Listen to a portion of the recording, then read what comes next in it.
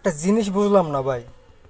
আজকে সকাল থেকে না, গতকাল রাত্রে থেকে দেখতেছি যারা ফুটবল প্রেমী, যারা ফুটবল খেলাকে ভালোবাসে, ফুটবলকে ভালোবাসে, তাদের দেখতেছি হঠাৎ করে সবাই জাপানের পাগল হয়ে গেছে, সবাই জাপানের সাপোর্ট করতেছে।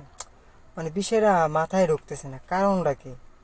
পরে একটু গাড়াগাড়ির পর দেখলাম যে আজকে রাত্রে 11টার সময় জাপানের সাথে ব্রাজিলের খেলা আছে। তো এখন বিষয়টা বুঝতে পারলাম যে আসলে কিসের জন্য সবাই জাপানকে সাপোর্ট করতেছে। কারণ সবাই জানে বা বুঝে গেছে যে জাপানের সাথে হয়তো বা ব্রাজিল পেরে উঠবে না। তো এই কারণেই হয়তো বা সবাই জাপানে সাপোর্ট করতেছে। আপনারা হয়তো বা ভাবতে পারেন যে আমি হলুদ গেঞ্জি পরছি, তো আমি কি ব্রাজিল সাপোর্টার? আসলে ভাই না। আসলে এটা আমার এমনি একটা হলুদ হলুদ গেঞ্জি, এটা কোনো ব্রাজিলের জার্সি বা গেঞ্জি না। ঠিক আছে? তো আমি কিন্তু জাপানের সাপোর্টার না, আমি কিন্তু ব্রাজিলের সাপোর্টার, কারণ আমি চাই আজকে ব্রাজিল জিতুক। ঠিক আছে? তো ব্রাজিলের জন্য শুভকামনা রইল। দেখা যাক তারপর খেলার মাঠে কী করে তারা। ঠিক আছে?